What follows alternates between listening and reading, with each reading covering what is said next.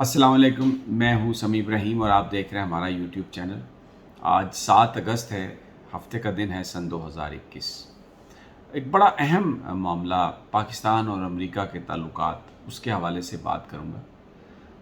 ہمیں یہاں پر پوری قوم جو ہے پچھلے 1-2 مہینوں سے اس بات پر بڑی خوشی اور مسرت کا اظہار کر رہی ہے کہ وزیر اعظم پاکستان نے امریکہ کے حوالے سے ایک ایسا موقف اختیار کیا ہے جس میں صرف جو پاکستان کے مفادات ہیں ان کو مد نظر رکھا گیا، اور ایک ہمت سے اور بڑی دلیری سے پاکستان نے یہ کہا کہ جناب ہم امریکہ کو اڈے نہیں دے سکتے، اور افغانستان کے اندر جو بھی حکومت ہوگی ہم اس کو ایکسیپٹ کریں گے، اس کے ساتھ ہم مل کر کام کریں گے، اور پاکستان یہاں سے بیٹھ کر یہ نہیں چاہے گا کہ افغانستان میں اس کے کوئی فیورٹ ہوں۔ ہمارا کوئی فیورٹ نہیں ہے، یعنی ایک ایسا موقف اختیار کیا جس سے پوری قوم جو تھی وہ ایک طرح سے شکر گزار بھی تھی خدا کا، اللہ کا شکر ادا کر رہی تھی کہ ایک ایسا وزیر اعظم ملا پاکستان کو جو بالکل کھل کر پاکستان کی بات کر رہے ہیں، اور ماضی کے حکمرانوں کے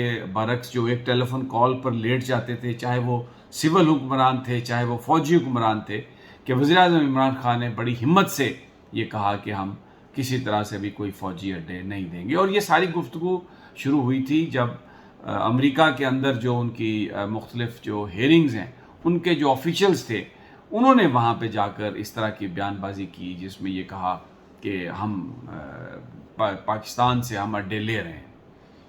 اب محیط یوسف صاحب نے جب وہاں سے وہ 10 دن کے دورے کے بعد آئے ہیں تو دورہ جو ہے بالکل میں آپ کو بتاتا ہوں کہ مکمل طور پہ ناکام رہا، کیونکہ آپ یہاں تک اندازہ کر لیں کہ جو سیکورٹی ایڈوائزرز کی آپس میں میٹنگ ہوئی، یعنی امریکہ کے اور پاکستان کے، اس کے بعد کوئی پریس کمیونیکے تک جاری نہیں ہوا، کوئی ایک مشترکہ اعلامیہ تک جاری نہیں ہوا۔ صرف ایک چند لائن کا ٹویٹ محیط یوسف صاحب نے کر دیا، اور چند لائن کا ٹویٹ جیک سلیون نے کر دیا، جس پر میں ویلاگ کر چکا ہوں کہ اس میں بھی فال اپارٹ نظر آتے تھے دونوں۔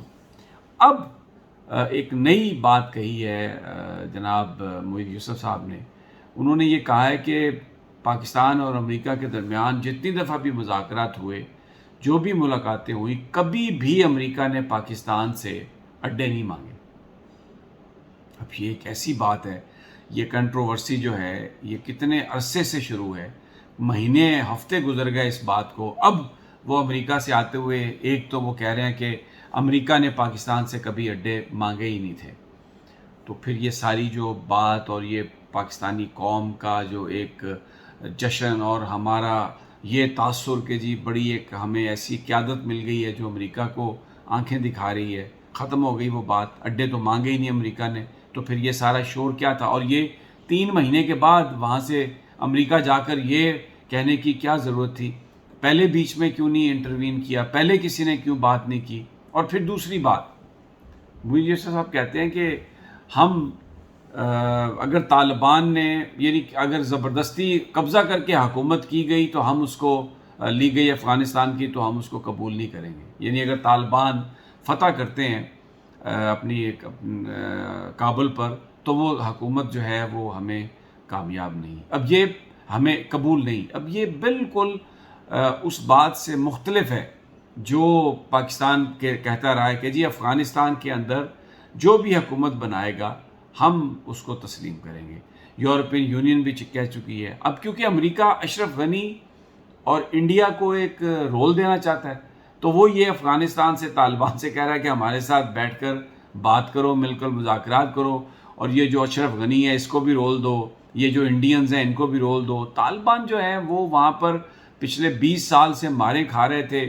یہ جو حکومت قائم تھی، کیا یہ فوج کی وجہ سے، امریکن ایئر فورس کی وجہ سے، نیٹو کی طاقت کی وجہ سے قائم نہیں تھی؟ تو اب یہ کہنا کہ جی طالبان جو ہیں وہ اگر قبضہ کر لیں گے آ کے تو ہم تو ان کی حکومت کو نہیں مانیں گے۔ اور چلیں یہ امریکہ تو یہ کہے، پاکستان جو بار بار یہ کہہ رہا ہے کہ ہمارے کوئی فیورٹس نہیں ہیں، جس کی بھی کابل میں حکومت ہوگی ہم اس کے ساتھ کام کریں گے، تو اب یہ کہنا کہ جی جو اگر طالبان نے طاقت سے قبضہ کیا تو ہم تو پھر ان کی بات نہیں مانیں گے، کیا میسیج دے رہے ہیں آپ طالبان کو؟ کیا میسیج آپ دے رہے ہیں افغانستان کو؟ یہ کس طرح کی پالیسی ہے؟ یہ جو امریکہ کا پوائنٹ آف ویو ہے یہ پاکستان کا پوائنٹ آف ویو کیسے بن گیا؟ پھر تیسری بات یہ ہے جی کہ وہ امریکہ جو ہے یہاں سے اس نے جو فوری انخلا کیا ہے اس نے بڑا معاملہ خراب کیا ہے، اور امریکہ کا ایک رول ہے اور ہم یہ چاہتے ہیں کہ وہ رول ادا کرے۔ امریکہ کا افغانستان میں کیا رول بنتا ہے؟ 20 سال تک انہوں نے آ کے افغانستان کو مارا۔ اب افغان جو ہیں وہ اس حد تک مخالف ہیں کسی بھی بیرونی قوت کے اور طاقت کے کہ ٹرکی جو ایک اسلامی ملک ہے، ان کی جو فوج تھی، اگر وہ کابل ایئرپورٹ کی حفاظت کے لیے وہاں پر دستے تعینات کیے جاتے ہیں تو طالبان نے اس کو بھی ریجیکٹ کر دیا۔ امریکہ کا جو رول ہے، امریکہ کا جو انخلا ہے، یعنی فورن اکوپائنگ فورس تھی وہ افغانستان کی، اور یہی طالبان کا پوائنٹ آف ویو تھا جس پر انہوں نے جنگ لڑی۔ اب معید یوسف صاحب کہہ رہے ہیں کہ وہاں سے امریکہ کو جلدی نہیں نکلنا چاہیے تھا، گویا کہ جو طالبان جس چیز کے لیے کوشش کر رہے تھے اپنے ملک سے، یہ جو فورن فورسز تھی، جو بیرونی طاقتیں تھیں، ان کی فوج تھی، اس کو نکالنے کی جو کوشش کر رہے تھے، اور یہ ان کی شرط تھی جو پاکستان کے انفلوئنس پر آ کے انہوں نے امریکہ سے مذاکرات کرنا شروع کیے پاکستان سے تعلق کی وجہ سے۔ اب معید یوسف صاحب فرما رہے ہیں کہ یہ امریکہ کا جو انخلا ہے یہ جلدی ہے اور یہ امریکہ کو انگیج رہنا چاہیے اور یہ ایسا نہیں ہونا چاہیے۔ ظاہر ہے ہمارے جو پالیسی میکرز ہیں وہی اس پر بات کر سکتے ہیں، لیکن اپیرنٹلی جو معید یوسف صاحب نے بات کی ہے بطور پاکستان کے نیشنل سیکورٹی ایڈوائزر کی، ظاہر ہے وہ ان کی کوئی اپنی ذاتی رائے تو نہیں ہو سکتی، وہ پاکستان کا پوائنٹ آف ویو ہے۔ لیکن یہ تینوں باتیں جو انہوں نے کہی ہیں، اس سے پاکستان اور طالبان کے درمیان دوری ہوگی، دوری، اور شاید یہی امریکہ چاہتا ہے۔ پاکستانی تو یہ نہیں چاہتے، نہ وزیر اعظم عمران خان چاہتے ہیں۔ ہم پوری قوم اس نشے میں تھی، فتح کے اس نشے میں، کہ ہمارا لیڈر ایک ایسا لیڈر ہے جس نے امریکہ کو انکار کیا ہے۔ اور اب جناب یہ خبریں معید یوسف صاحب نے 3 مہینے بعد وہاں سے چلتے ہوئے دی ہے کہ امریکہ نے تو ہم سے اڈے مانگے ہی نہیں تھے، ایئر سپیس مانگی تھی۔ وہ ایئر سپیس ہو یا اڈے ہو، کیا فرق پڑتا ہے؟ یہ جو امریکہ کے جو افغانستان کے اندر بمباری اس وقت ہو رہی ہے، B-52 بامبرز ان کے جا رہے ہیں، یہ کہاں سے جا رہے ہیں یہ بتائیں نا۔ کیا یہ پاکستان کی فضائی حدود سے جا رہے ہیں؟ اگر پاکستان اپنی فضائی حدود کی اجازت دیتا ہے کہ جا کے افغانیوں کو مارا جائے اس سے، تو پھر آپ طالبان سے کیا توقع کرتے ہیں؟ پھر آپ افغانستان سے کیا توقع کرتے ہیں؟ کیوں یہ گھنونا کھیل اس میں پاکستان شریک ہے؟ اور اب یہ کس کی صفائیاں دے رہے ہیں یہ کہہ کر کہ جناب اڈے تو مانگے ہی نہیں؟ تو کیا یہ عمران خان صاحب کی اس ملک میں جو عزت میں اضافہ ہوا، معید یوسف صاحب کو یہ ایک آنکھ نہیں بھائی؟ یہ اس طرح کی بات، یا پہلے جھوٹ بولا جا رہا تھا یا اب جھوٹ بولا جا رہا ہے، تو قوم سے جھوٹ بولنے کی ضرورت کیا تھی؟ اور یہ کہنا کہ اگر طالبان نے طاقت سے قبضہ کیا تو ہم اس کی حکومت کو نہیں مانیں گے۔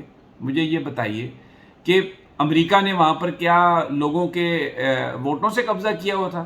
یہ جو گئے وہاں پر، جس میں ہم بھی بالکل ایک گھٹیا حرکت ہم نے کی کہ ہم اس کا حصہ بنے، اس کولیشن کا، جس نے افغانیوں کو مارا، جس نے برباد کر دیا پورے کے پورے اس خطے کو یہاں پر، تو وہ کیا وہاں پر ووٹوں کے ذریعے گئے تھے؟